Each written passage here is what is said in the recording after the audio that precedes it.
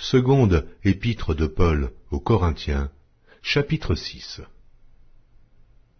Puisque nous travaillons avec Dieu, nous vous exhortons à ne pas recevoir la grâce de Dieu en vain. Car il est dit, « Au temps favorable, je t'ai exaucé.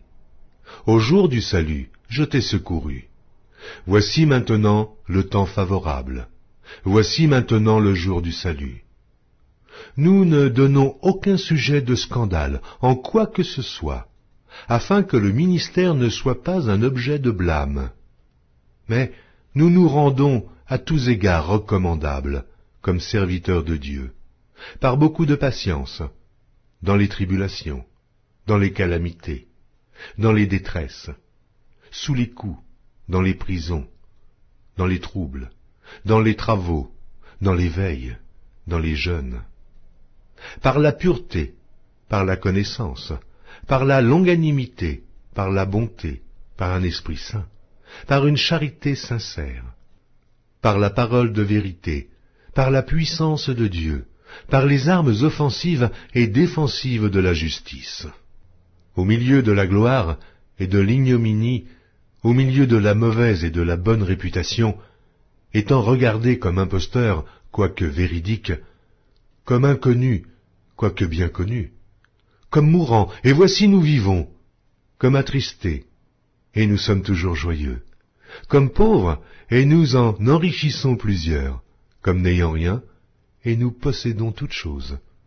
Notre bouche s'est ouverte pour vous, Corinthiens, notre cœur s'est élargi.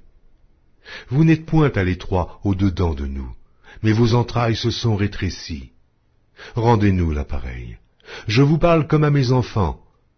Élargissez-vous aussi. Ne vous mettez pas avec les infidèles sous un joug étranger. Car quel rapport y a-t-il entre la justice et l'iniquité? Ou qu'y a-t-il de commun entre la lumière et les ténèbres? Quel accord y a-t-il entre Christ et Bélial? Ou quelle part a le fidèle avec l'infidèle?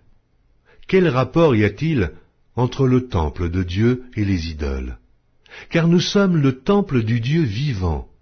Comme Dieu l'a dit, « J'habiterai, et je marcherai au milieu d'eux, je serai leur Dieu, et ils seront mon peuple. » C'est pourquoi, sortez du milieu d'eux, et séparez-vous, dit le Seigneur. Ne touchez pas ce qui est impur, et je vous accueillerai. Je serai pour vous un père, et vous serez pour moi des fils et des filles, dit le Seigneur Tout-Puissant.